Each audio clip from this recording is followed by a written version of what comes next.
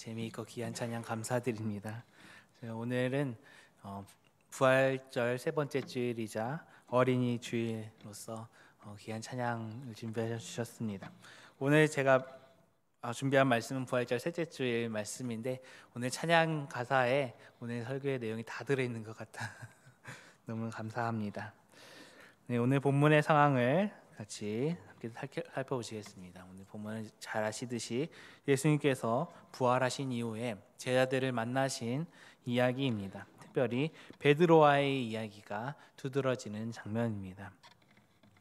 네, 예수님께서 십자가에 달려 돌아가신 후에 다시 살아나신 부활 사건 이후에 일어난 이야기입니다.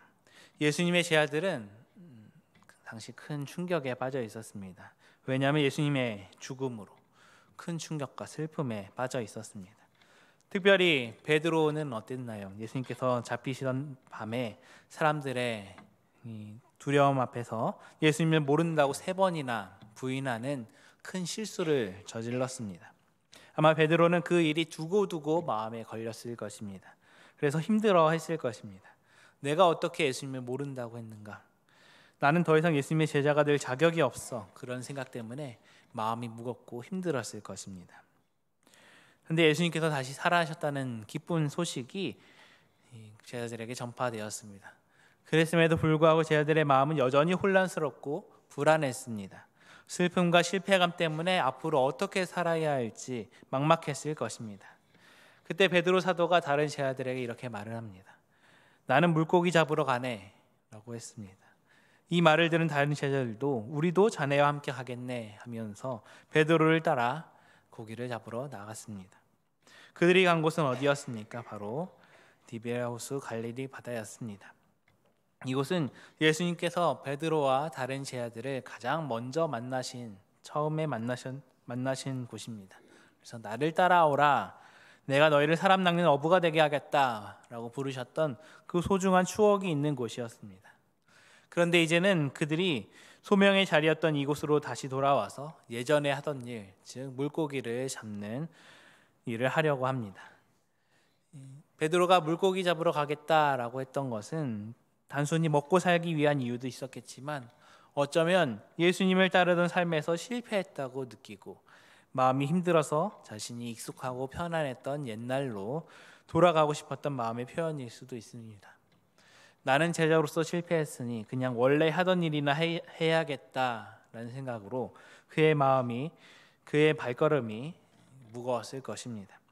우리도 마음이 힘들거나 어려운 일을 겪을 때, 또 신앙생활이 힘들게 느껴질 때 주님과 멀어지고 세상에 익숙했던 것들 속으로 숨어버리고 싶을 때가 있습니다. 그런데 그곳에 간 베드로와 제자들이 밤새도록 열심히 그물을 내렸지만 어떻게 되었습니까? 단 한 마리의 물고기도 잡지 못했습니다. 밤새 땀 흘려서 수고했지만 효과가 없었습니다. 얻은 것이 아무것도 없었습니다. 이것은 그들이 예수님 없이 자신들의 힘과 경험만으로는 아무것도 할 수 없다는 것을 다시 한번 뼈저리게 느끼게 해주었을 것입니다. 밤샘 작업으로 몸도 힘들었지만 마음은 더 힘들고 허탈했을 것입니다. 마치 우리도 주님과의 관계가 멀어지면 아무리 열심히 살아보려 해도 마음이 허전하고 채워지지 않는 것처럼 말입니다. 우리의 힘만으로는 진정한 만족과 의미를 찾기 어렵습니다. 그런데 그렇게 제자들이 밤샘 수고로 헛수고하며 지쳐 있을 바로 그때 동이틀 무렵에 예수님께서 바닷가에 서 계셨습니다. 하지만 제자들은 그분이 예수님인 줄을 알아보지 못했습니다. 아마 아직 어둠이 완전히 가시지 않아서 잘 보이지 않았을 수도 있고 부활하신 주님의 모습이 조금 달라졌을 수도 있습니다. 하지만 실패와 실망감 때문에 마음이 너무 어두워서 그곳을 살펴볼 여력이 없었을 수도 있습니다. 때로는 우리의 마음의 죄와 아픔에 억눌려서 영적인 눈이 가려져서 주님을 알아보는 것이 방해되기도 합니다. 하지만 주님께서는 제자들을 먼저 알아보시고 그들에게 먼저 말을 거셨습니다. 주님은 이렇게 실패하고 낙심한 자녀들을 결코 모른 척하지 않으시고 그들이 있는 곳, 그 절망의 자리까지 찾아오신 것입니다. 네, 우리 또한 너무 힘들어서 주님 앞에 나아갈 힘조차 없을 때, 그럴 때에도 주님께서는 먼저 우리에게 다가와 주시는 분이라는 사실입니다. 주님께서는 우리를 심판하러 오신 것이 아니라 사랑으로 관계를 다시 맺기 위해서 오셨습니다. 그렇게 제 아들을 찾아가신 주님께서 배에 있는 제 아들에게 이렇게 물어봅니다. 얘들아, 뭘 좀 잡았느냐라고 다정하게 물으셨습니다. 새한글 성경에서는 이보게들 물고기가 좀 있는가라고 번역했는데요. 굉장히 친근하고 따뜻한 느낌이 들지 않습니까? 그렇게 밤샘 수고로 실패하고 도망치듯 돌아온 제 아들을 향해서 주님께서 변함없는 사랑과 이해심을 나타내신 것입니다. 주님은 그들의 실패를 꾸짖기보다는 그들의 힘든 상황을 먼저 물으셨습니다. 제 아들이 못 잡았습니다 라고 대답하자 예수님께서 다시 말씀하셨습니다. 배의 오른쪽으로 그물을 던져보게. 그러면 찾게 될 걸세.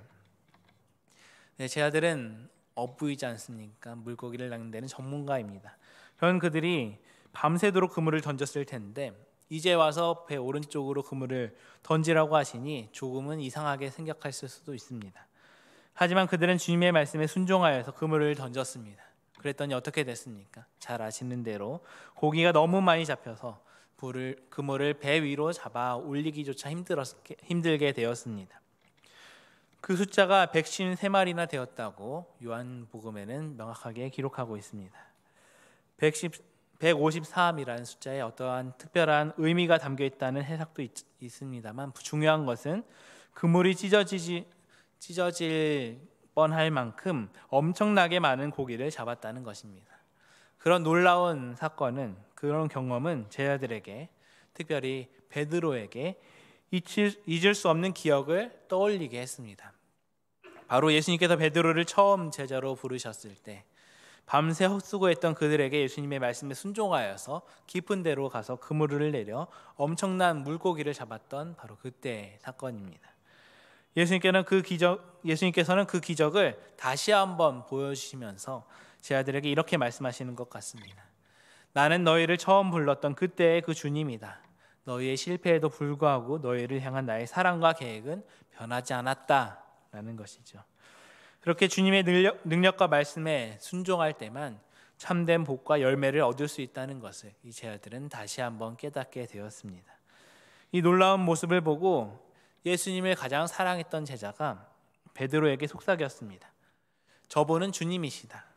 여기서 예수님을 가장 사랑했던 제자라는 사도 요한으로 잘 알려져 있죠.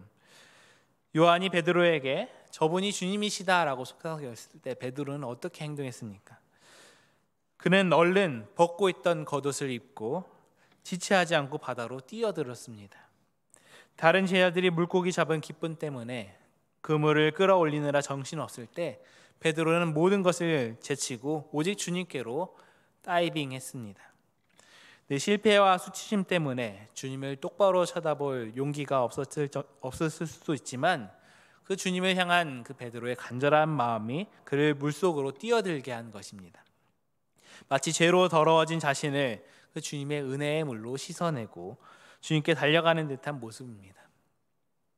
수치와 부끄러움에도 불구하고 주님께 용서와 회복을 구하며 뛰어드는 용기 있는 행동이었습니다. 그야말로 회복으로 향하는 다이빙이었습니다.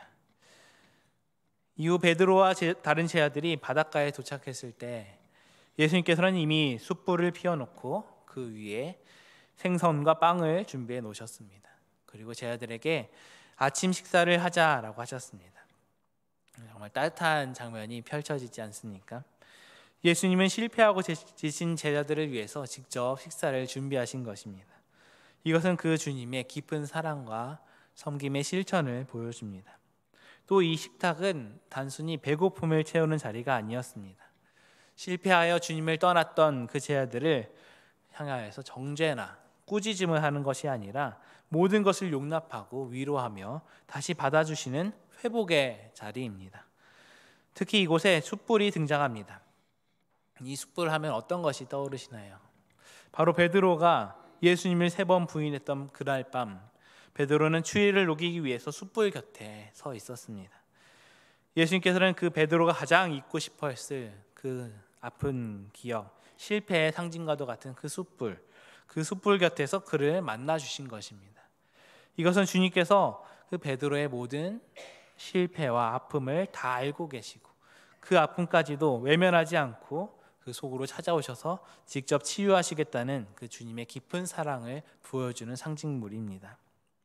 죄와 실패로 얼어붙었던 그 베드로의 마음을 주님께서 숯불과 같은 따뜻한 사랑으로 녹여주십니다. 그 녹여주시는 회복의 숯불이었습니다. 이렇게 주님은 우리의 가장 아픈 상처와 숨기고 싶은 약점까지도 다 아시고 그 자리로 찾아와 주시고 우리를 만나 주시고 우리를 위로해 주시는 분이십니다. 이렇게 제 아들은 주님 앞에 서 있었지만 자신들의 실패와 부끄러움 때문에 감히 주님께 이것저것 물어보지 못했습니다. 말을 걸기 어려웠습니다. 하지만 예수님께서는 그들의 마음을 다 알고 계셨습니다. 그리고 친히 빵과 생선을 떼어서 제 아들에게 나누어 주셨습니다.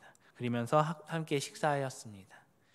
이 아침 식사는 죄로 인해서 멀어졌던 하나님과 인간의 관계가 부활하신 예수님 안에서 다시 연결되고 깨어진 관계가 회복되고 깊은 사랑과 친밀감이 다시 살아나는 은혜의 시간이었습니다. 실패와 부끄러움 때문에 주님과 거리가 멀게 여겨지는 우리에게도 주님께서는 오늘도 이 따뜻한 은혜의 식탁으로 우리를 초대하십니다. 그리고 관계 회복을 청하고 계시는 것입니다. 또 이렇게 따뜻한 아침 식사를 마친 후에 예수님께서는 베드로에게 아주 중요한 질문을 던지셨죠. 바로 요한의 아들 시몬아, 이 사람들보다 이것들보다 나를 더 사랑하느냐라고 물어보셨습니다. 예수님께서는 이 사랑의 질문을 3번이나 반복하셨습니다. 왜 3번 반복하셨을까요? 그것은 베드로가 예수님을 3번 부인했던 그 아픔 기억, 그 실패의 순간을 정확하게 되돌리고 3번의 사랑의 고백을 통해서 그 마음속에 있는 깊은 죄책감을 덜어내며 씻어내며 주님과의 관계를 다시 굳건하게 세워주기 위한 질문이었습니다. 주님은 베드로의 그 실패를 들춰내서 부끄럽게 하신 것이 아니라 그의 진심 어린 사랑 고백을 통해서 그를 용서와 회복의 자리로 이끌어 주신 것입니다. 이런 죄의 고백이 사랑의 고백으로 실패가 회복으로 바꾸는 놀라운 순간이었습니다. 베드로는 그 예수님의 3번의 질문 앞에 예전에 주님을 위해서 목숨까지도 버리겠다라고 자신만만하게 대답했던 그런 모습 대신에 지금 실패를 통해서 자신의 한계를 깨닫는 겸손함으로 대답했습니다. 주님, 그렇습니다. 내가 주님을 사랑하는 줄을 주님께서 아십니다. 라고 대답했습니다. 그는 자신의 마음과 진심을 주님께서 이미 다 알고 계신다는 사실에 의지해서 정직하게 고백했습니다. 또 마지막 질문에는 주님께서는 모든 것을 아십니다. 그러므로 내가 주님을 사랑하는 줄을 주께서 아십니다. 라고 고백하면서 모든 것을 아시는 주님 앞에 자신의 마음을 있는 그대로 보여드렸습니다. 실패를 통하여서 자신을 믿을 수 없다는 것을 깨달은 베드로는 이제 모든 것을 아시고 회복시켜 주시는 주님만을 온전하게 신뢰하게 된 것입니다. 이 질문과 고백의 장면이 우리에게 귀한 진리를 알려줍니다. 바로 관계의 회복과 새로운 시작은 바로 사랑에서부터 시작된다는 것입니다. 예수님께서는 그 베드로의 능력이나 지난 3년간의 성과를 먼저 물으신 것이 아니라 내가 나를 사랑하느냐 하고 그 마음속 깊은 곳에 있는 사랑에 대하여 질문하셨습니다. 우리가 주님과의 관계가 깨어졌다고 느꼈을 때 우리의 가장 큰 회복은 바로 주님을 향한 사랑을 다시 회복하는 것입니다. 그 베드로의 진심 어린 고백을 들은 예수님께서는 그때마다 그에게 귀한 사명을 맡기셨습니다. 그 3번의 대답 후에 예수님께서는 내 어린 양을 먹여라, 내 양을 쳐라, 내 양을 먹여라 라고 말씀하셨습니다. 예수님께서는 이렇게 예수님을 3번이나 부인했던 실패자에게 당신의 가장 소중한 존재들인 양들, 즉 주님의 교회와 성도들을 돌보는 목자의 사명을 다시 부여하신 것입니다. 이것이 바로 우리 주님의 놀라운 은혜입니다. 주님께서는 우리의 과거의 실패나 현재의 연약함 때문에 우리를 버리거나 포기하시는 분이 아니십니다. 오히려 우리의 연약함을 아시고 실패한 우리를 기꺼이 찾아오셔서 회복시키시고 다시금 귀한 사명의 자리로 우리를 인도하십니다. 불러 사용하십니다. 이 세상의 기준처럼 완벽하고 실패 없는 사람만을 주님께서 사용하시는 것이 아니라 오히려 자신의 연약함을 인정하고 주님을 사랑하며 주님께 붙들림 바 되기를 원하는 사람 통하여서 하나님의 위대한 일을 이루어 가신다는 것입니다. 이 사명, 이 귀한 사명은 베드로에게만 주어진 것이 아닙니다. 부활하신 예수님을 믿고 예수님을 사랑하는 모든 제자들, 즉 오늘날 우리 모든 그리스도인들에게 주신 사명입니다. 우리가 진정으로 주님을 사랑한다면 우리는 주님의 양들을 돌보아야 할 책임이 있습니다. 이 양들은 우리의 가족이기도 하고요, 우리의 믿음 공동체인 교회의 지체들이기도 합니다. 또 아직 주님을 알지 못하는 세상의 영혼일 수도 있습니다. 우리 삶의 자리 가운데 주님께서 맡겨주신 그 영혼들을 사랑으로 섬기고 그들을 말씀으로 양육하고 또 바른 길로 인도해야 할 책임이 우리에게 주어졌다는 것입니다. 이 사명은 우리 스스로 우리가 주님을 얼마나 깊이 사랑하는지를 삶으로 보여주는 통로가 됩니다. 예수님께서 베드로에게 마지막으로 하신 말씀은 이것입니다. 나를 따르라 라는 것입니다. 다시 베드로에게 명령하셨습니다.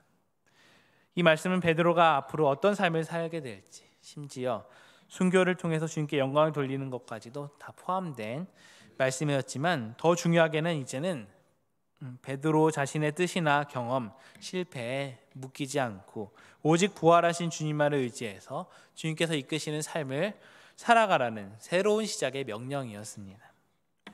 진정한 회복은 우리가 과거의 실패를 잊는 것이 아니라 그 실패를 통해서 자신의 한계를 인정하고 오직 주님만을 의지하면서 주님을 따라가는 삶으로 나아가는 것입니다. 오늘 본문은 우리의 각자의 삶뿐만이 아니라 우리 가정과 또 우리가 함께 신앙생활하는 믿음의 공동체에도 동일하게 적용되는 말씀입니다. 베드로처럼 우리는 역시 언제나 연약하고 실수투성이입니다. 가장 가깝고 사랑하는 가족들에게 상처를 주고요, 우리 교회 지체들에게도 상처를 주거나 받을 때가 얼마나 많이 있습니까? 때로는 나의 이기심과 부족함 때문에 가정 안에 또 교회 안에 갈등과 아픔이 생겨서 관계가 멀어지기도 합니다.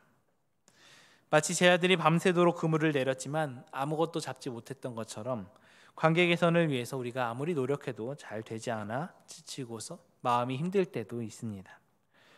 그런데 그런 우리 가정과 믿음 공동체 속으로 부활하신 주님께서 친히 찾아오신다고 오늘 본문이 말씀하십니다. 우리가 힘들고 지쳐서 숨어버리거나 또 상처 때문에 마음의 문을 닫고 있을 때에도 주님께서는 우리의 모든 아픔과 어려움을 아시고 긍휼히 여겨주시고 우리에게 먼저 다가오신다는 사실입니다.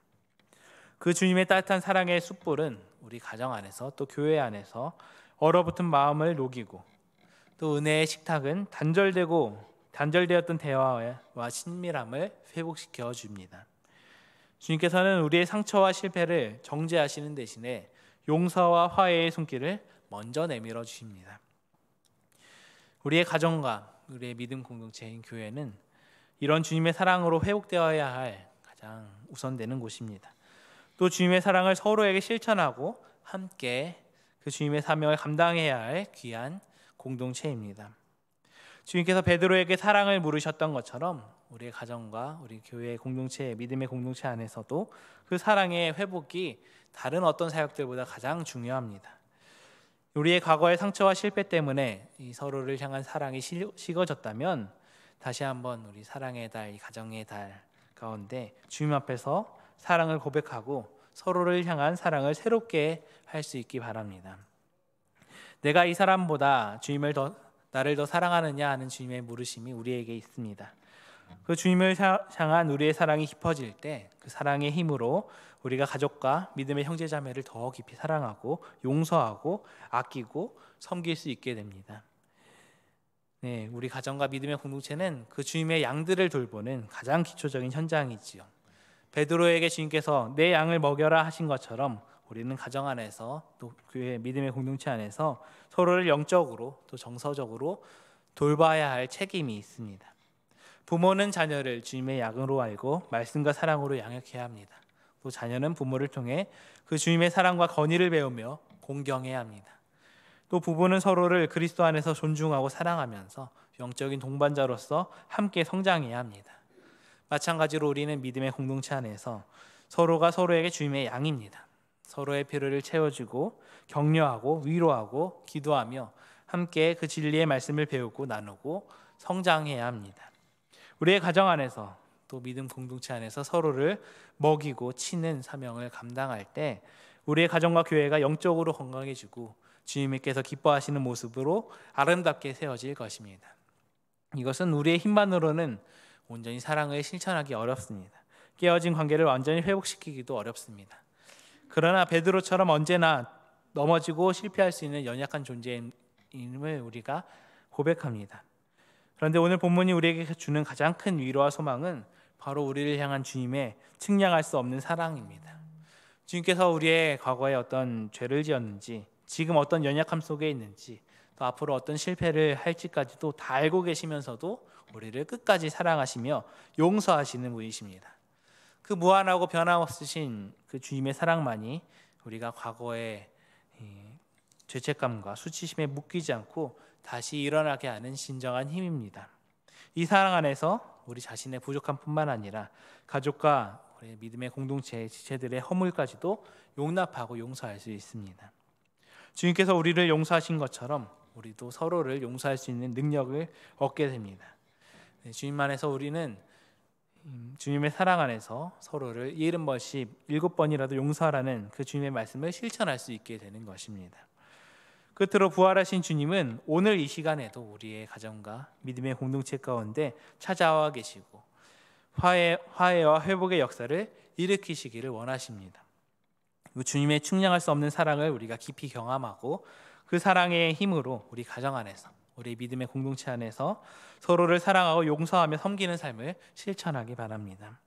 그 서로를 향한 섬김과 돌봄을 통하여서 우리의 가정과 교회가 세상 가운데 주님의 사랑을 증거하는 아름다운 공동체가 되기 바랍니다. 우리가 연약하여 넘어질 때에도 주님께서 다시 일으켜 세워주십니다. 다시 힘주실 것을 우리가 믿으면서 주님께서 우리의 가정과 공동체에 맡겨주신 그 귀한 사명을 기쁨으로 감당하며 함께 주님을 따라가는 복된 삶이 되는 저와 여러분들 다 되시기 바랍니다. 함께 기도하시겠습니다. 사랑과 은혜가 풍성하신 하나님 아버지, 오늘 말씀을 통하여서 부활하신 주님의 변함없으신 측량 없으신 사랑을 다시금 깨닫게 하시며 감사드립니다. 주님께서는 저희의 연약함과 실패와 넘어짐에도 불구하고 포기하지 않으시고 먼저 찾아와 주시는 은혜의 주님이십니다. 이 시간 저희 각자의 마음 가운데 주님을 부인했던 베드로와 같은 죄책감과 수치심 혹은 실패로 인한 절망감이 있다면 그 주님의 사랑의 숯불로 그 모든 아픔과 상처를 치유하여 주시옵소서.